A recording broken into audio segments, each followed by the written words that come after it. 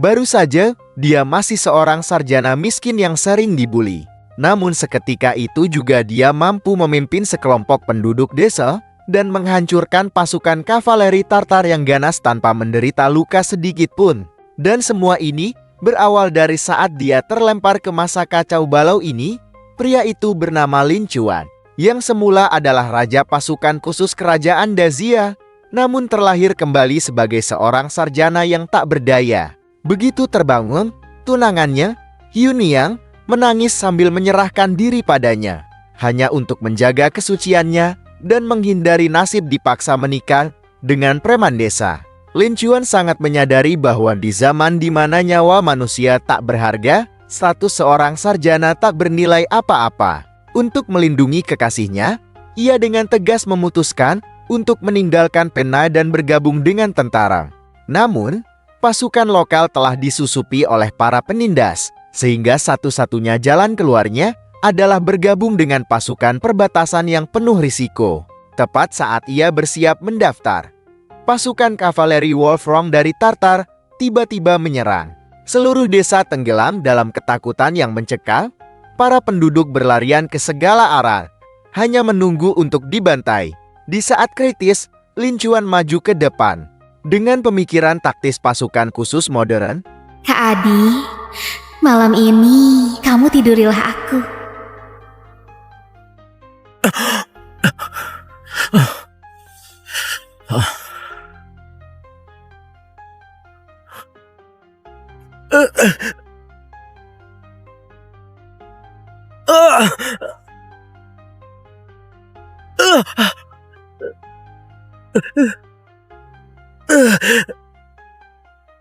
Kemarin malam bukan mimpi. Aku adalah prajurit khusus Bagya. Setelah aku mati karena terluka parah, aku malah terbangun di dinasti Sanjaya menjadi seorang pelajar miskin. Kakak Adi, kamu sudah bangun? Hah? Akhirnya panasmu reda. Kamu siapa?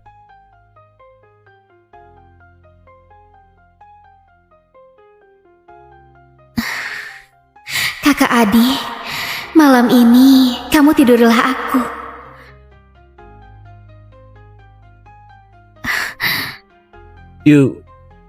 Yuni?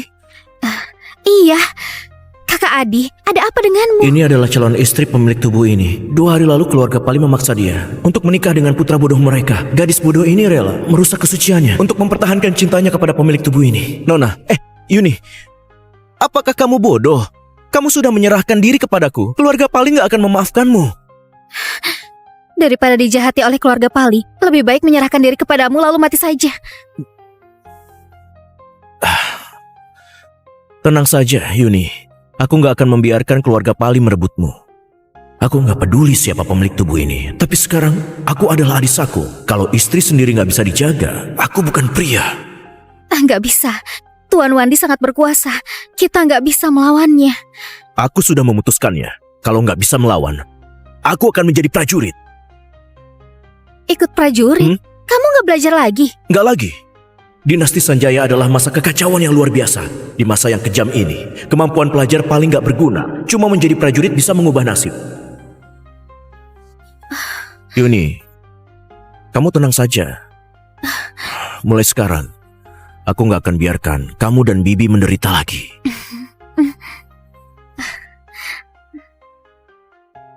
Paman Johan. Oh, Adi, jarang-jarang kamu datang. Aku mau jadi prajurit. Menjadi prajurit? Apakah ibumu tahu? Ibu tahu. Kita bicara di dalam.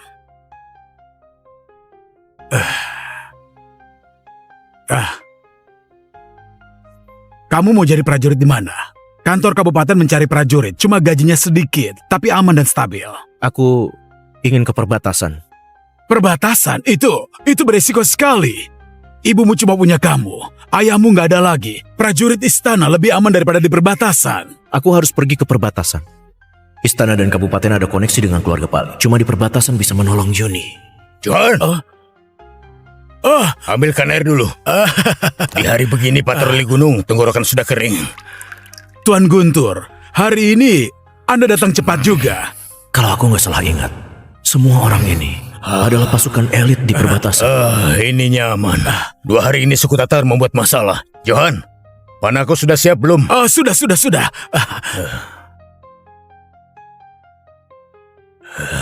Ayo.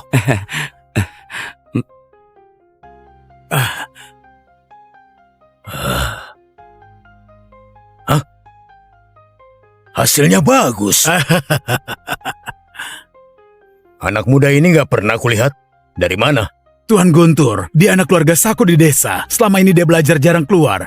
Adi, bukannya kamu ingin cari tahu masalah pasukan? Kapten Guntur ini adalah Kapten Benteng Tera. Dia veteran di perbatasan. Anak muda, untuk apa kamu cari tahu masalah pasukan? Jawab Tuan, aku ingin menjadi prajurit. Menjadi prajurit? Kamu bisa membaca? Aku bisa menulis dan menyalin.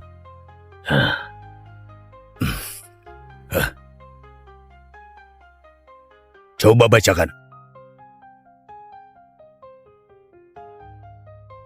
Benteng Tera punya 2 senapan 3 aras. Bubuk mesiu 7,5 kg. Harus jaga dari lembab. Kenapa nggak dibaca lagi? Jawab Tuan, ini adalah daftar senjata. Ini adalah berkas rahasia, aku nggak berani melihatnya. Bagus, kamu paham aturan. Lihatlah ini baru orang yang cerdas. Kapten, bukankah Anda sedang kesal dengan pelajar? Sembarangan. Namun kalau dipikirkan, Benteng Tera memang kekurangan pelajar. Gaji per bulan adalah 2,4 tel. Kamu mau? Tuan, katanya memenggal 3 musuh. Sudah bisa menjadi perwira kecil. Memenggal 3 musuh. Kamu berani sekali mengatakannya. Jangan kira membaca banyak buku perang sudah bisa berperang. Senjata suku Tatar nggak peduli kamu pintar atau enggak. Tuan benar. Namun kalau aku memilih menjadi prajurit, aku nggak berencana di garis belakang. Bagus. Sangat berani. Aku beri kesempatan ini kepadamu. Besok datang ke Benteng Tera. Bisa jadi perwira kecil atau enggak, itu tergantung seberapa kuat kamu menghadapi suku Tatar. Guntur, kalau anak ini bisa membunuh 3 orang suku Tatar, bukankah kita harus memanggil dia Tuan? Iyalah. Kalau kamu bisa membunuh 3 orang suku Tatar, aku juga memanggilmu Tuan. Kapten, gawat. Menara sinyal sudah berasap. Apa? Seharian ini nggak ada habisnya. Besok aku tunggu kamu di benteng. Cepat. Ayo. Tuan, sampai jumpa. Ya, ini adalah nasib.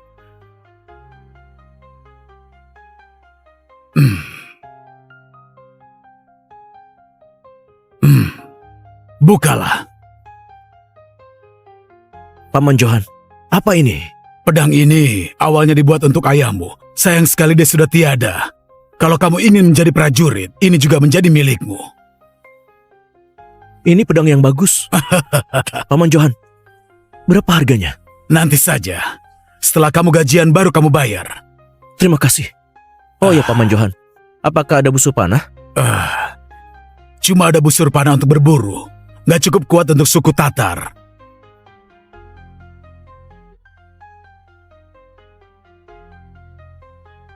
Paman Johan, anak panah yang tadi diminta Tuan Guntur inikah panahnya? Benar, ini panahnya. Ujung segitiga gagang kayu betul lah. Ini hasil yang kasar. Cuma kerucut segitiga sederhana. Ujungnya saja nggak tajam. Menghadapi suku Tatar yang berzirah kulit, anak panah ini mungkin sulit menembus zirah. Ini terlalu biasa. Ini standar dari biro senjata. Jangan lihat biasanya, satu benteng cuma dapat 200 buah. Setelah ditembak harus dikutip kembali untuk dipakai. Paman Johan,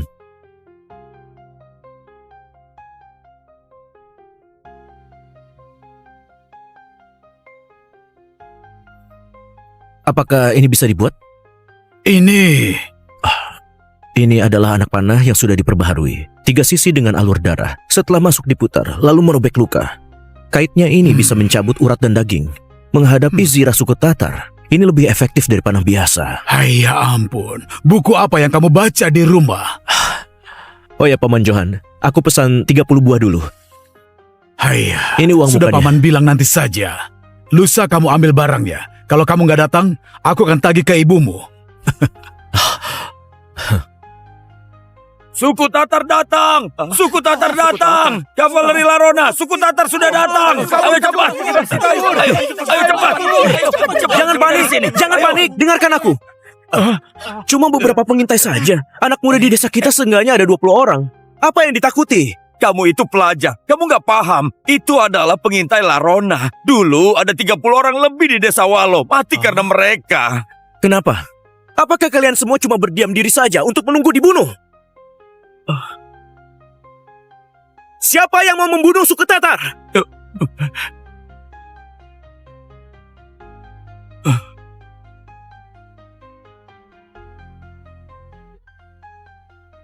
Kakak pelajar, bukannya kami nggak mau, tapi kamu bisa ayunkan pedang nggak?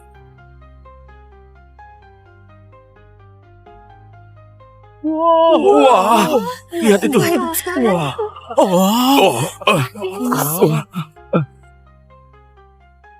Kakak pelajar, aku ikut denganmu. Fikri, apa yang kamu lakukan? Kamu nanti bisa mati. Ayah, aku nggak mau seperti ayah. Selamanya diremehkan orang lain. Kamu, Aku juga. Bagus. Iya, aku juga. aku juga. Aku juga. Aku juga. Bagus. Kakak pelajar, selagi suku Tatar masih belum masuk desa, kita segera bunuh mereka. Berhenti. Dengan 11 orang mau membunuh kavaleri, kalian mau mati ya? Jadi gimana ini? Begini saja. Kita pancing mereka dan bunuh di dalam desa. Kemarilah. Kemari.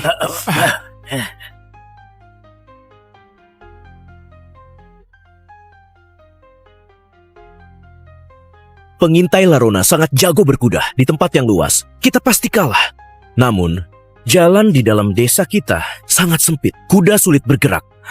Namun, kita nggak pernah berlatih. Kalau bisa lawan, lawan saja. Kalau nggak bisa, kabur saja. Oh, Ingat, kalian cari cara untuk mengacau. Aku cari kesempatan membunuh. Paham? Biasanya kita tangkap babi liar, kita pakai teknik kepung. Benar. Ingat, orang Larona takut bertarung jarak dekat. Di dalam gang kecil, mereka nggak bisa menembak panah. Ini adalah kesempatan kita. Nggak sempat kujelaskan lagi. Ingatlah, kalian buat kekacauan. Aku yang bunuh.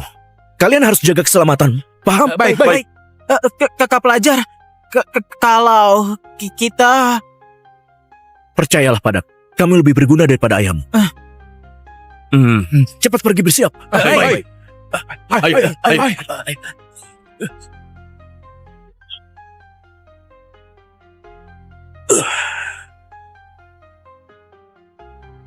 Maju. Maju. Ayo. Di sana, kejar. Ayo. Ayo.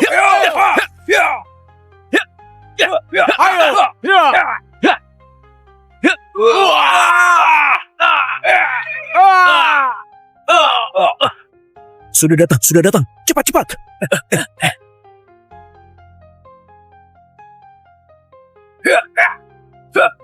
Ayo.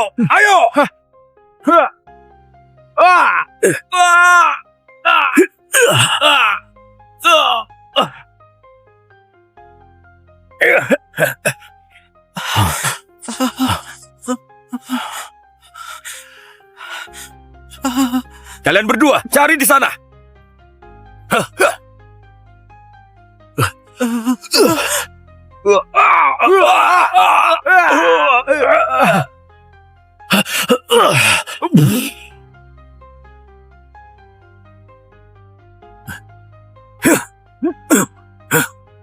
Ayo.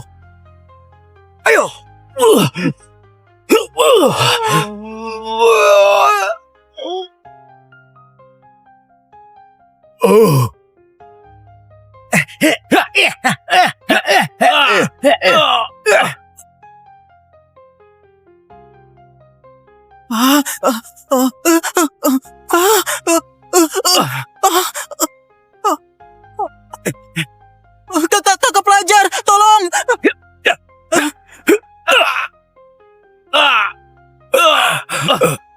Berdirilah. Semuanya sudah mati? Sudah selesai? Semuanya baik-baik saja. Iya. Suku Tatar juga nggak sehebat itu. Kakak pelajar. Jangan. Kakak pelajar, selanjutnya... Selanjutnya, kita bereskan semua jasad ini. Simpan senjata yang bisa dipakai. Bocah keluarga Sako, kamu sudah membuat masalah besar bagi desa. Masalah? Mereka lah masalahnya. Suku Tatar membunuh itu bukan masalah. Aku membunuh mereka malah jadi masalah. Apa-apaan ini? Kakak pelajar benar. Kenapa mereka bisa membunuh? Tapi kami nggak boleh melawan. Benar. Aku sudah tahu maksudmu. Kakak pelajar, kamu sudah menolong desa kami. Semuanya, kalian lihat, semua sialan ini. Bahkan membuat kalung dari gigi anak-anak. Adi. Adi. Aku yang sudah pikun. Paman, ini bukan salahmu. Sekarang yang terpenting, gimana mencegah balasan dari orang Larona? Benar-benar harus ada pencegahan. Bagaimana mencegahnya? Fikri, kamu bawa beberapa orang. Potong kepala semua orang suku Tatar ini. Lalu diawetkan dengan kapur. Ini potong kepalanya? Ada kepala, baru bisa tukar dengan uang. Kenapa? Kamu nggak berani? Aku berani. Fajar. Ya. Kalian cari beberapa orang, simpan semua zirah kulit dan juga senjatanya. Baik. Kakak pelajar, ini kami ambil dari pemimpinnya.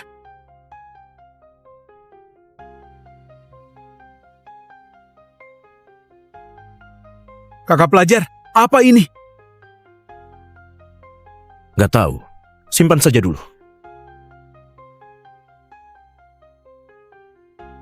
Fikri, Ya. hari ini kamu yang pertama menawarkan diri. Kamu harus ambil lebih banyak. Ini, Aku. Cepat berdiri. Terima kasih Kakak Adi. Terima kasih. Fajar. Kamu membuat kekacauan, berjasa besar. Terima kasih Kakak Adi. Mari, Terima kasih Kakak Adi. kakak. Kamu bagikan semua ini kepada semuanya. Terima kasih, Terima Kakak kasih Adi. Kakak Adi. Terima kasih Kakak Adi. Terima kasih Kakak Adi. Terima kasih Kakak Adi. Kakak Adi. Kakak Adi. Kakak Adi. Kakak Adi. Semua perak ini kita dapatkan dengan nyawa kita. Setelah kita menyerahkan kepalanya, masih banyak hadiah lagi. Bagus. Bagus. Lancang sekali kalian.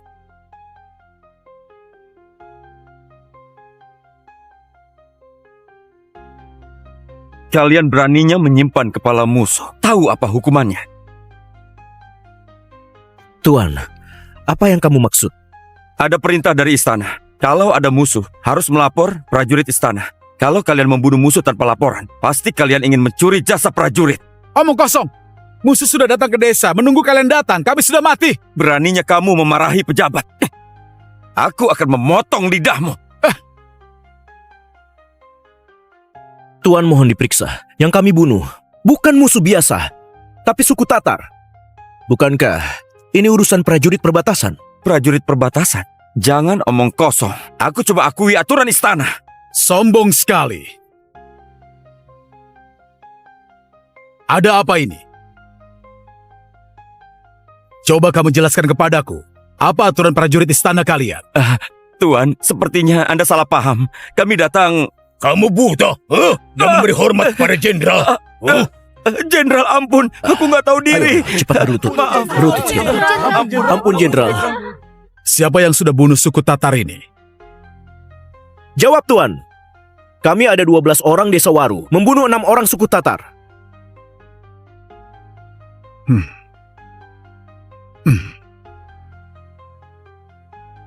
Kamu bilang kalian yang sudah membunuh mereka.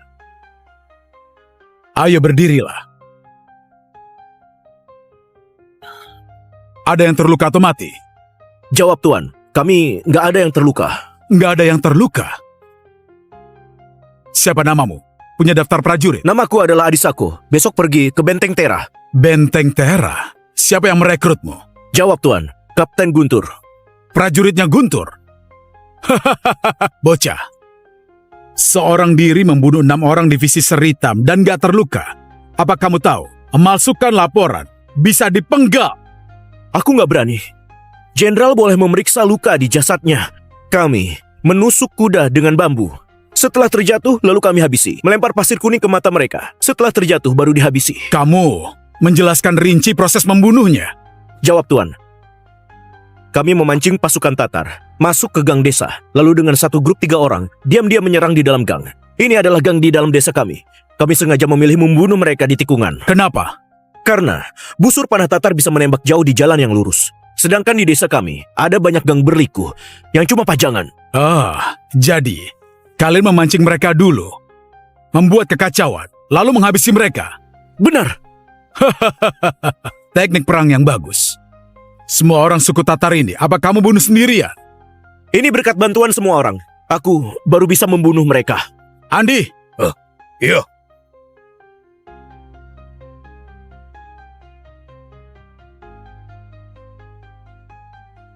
Selain semua ini, apalagi yang membuktikan kalian membunuh suku Tatar?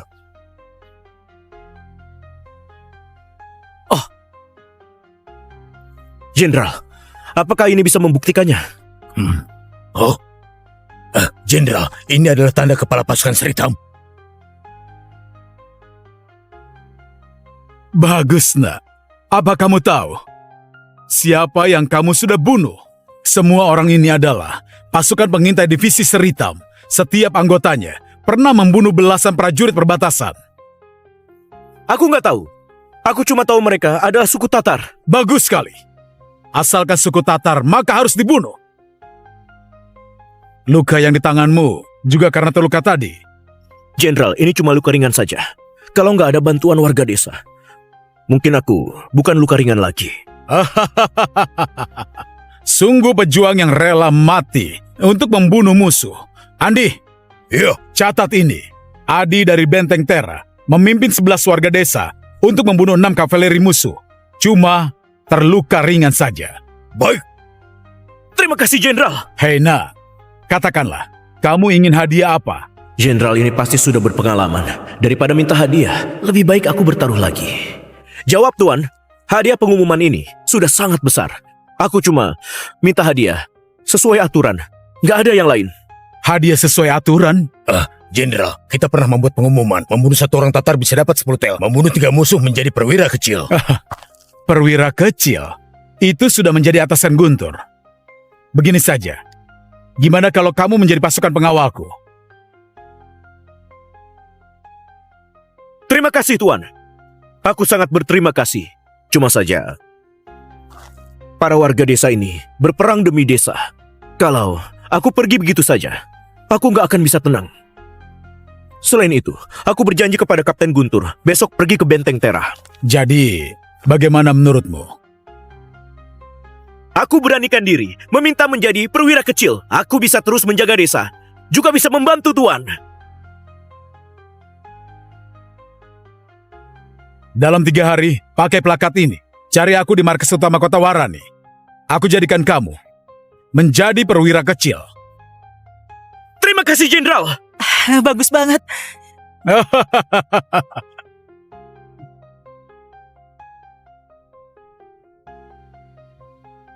Sampai jumpa, Jenderal. Ayo, ayo, Ayo. ayo. Ayo.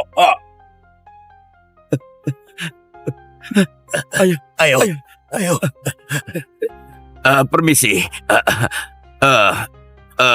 Aku Kepala Desa Waru. Salam kepada Tuan Adi. Paman. Anda mau buat umurku pendek. Kalau aku menindasmu dengan jabatan, sama saja dengan prajurit istana itu. Tuan Luidi, perwira ini jabatan apa? Perwira adalah jabatan resmi dari prajurit. Dia mengurus 11 keluarga prajurit. Bertemu dengan bupati juga nggak perlu berlutut. Itu adalah jabatan yang tinggi. Lihat tadi, prajurit istana dengan perbatasan seperti tikus bertemu dengan kucing. Paman, apakah Paman tahu penjaga barat itu? Penjaga barat itu adalah bawahan Komandan Perbatasan Utara. Itu kavaleri terkuat di perbatasan utara. Lebih kuat daripada Benteng Tera? Tentu saja, Benteng Tera di depan penjaga barat. Mereka cumalah penjaga pintu saja. Kalau aku nggak salah lihat, yang tadi itu kemungkinan besar adalah Tommy si cambuk besi dari penjaga barat. Jenderal Tommy.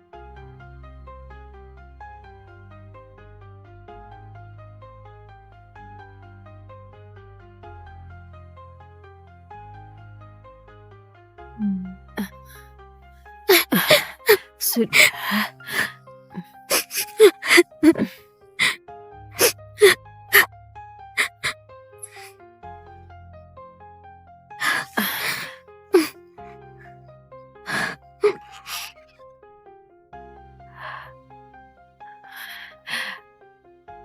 Adi, kami keluarga Limo bersalah padamu. Bibi, jangan bicara begitu.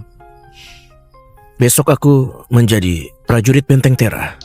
Hari ini bahkan bertemu seorang jenderal. Dia sudah menjadikanku perwira kecil. Perwira kecil?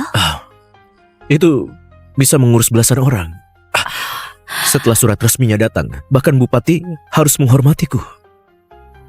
Wandi nggak akan menggangguku lagi. Oh ya, benarkah? Iya, benar. Darah? Kenapa ada banyak darah di wajahmu? Ada apa denganmu?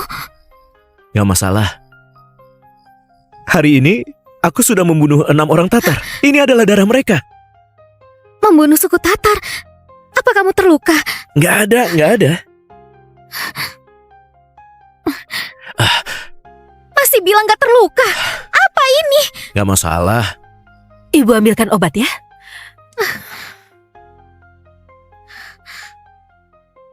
Ayo.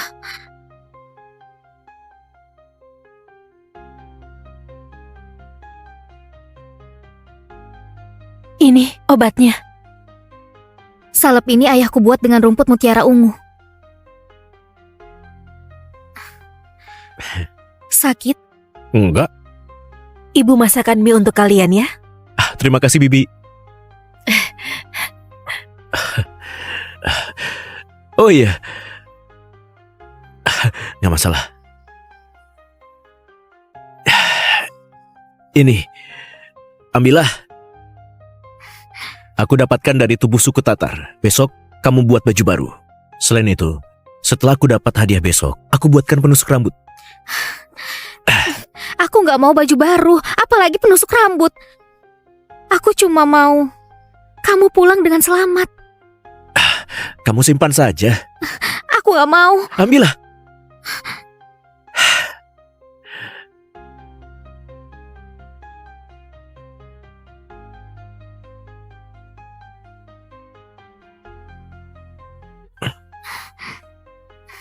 Ambil saja.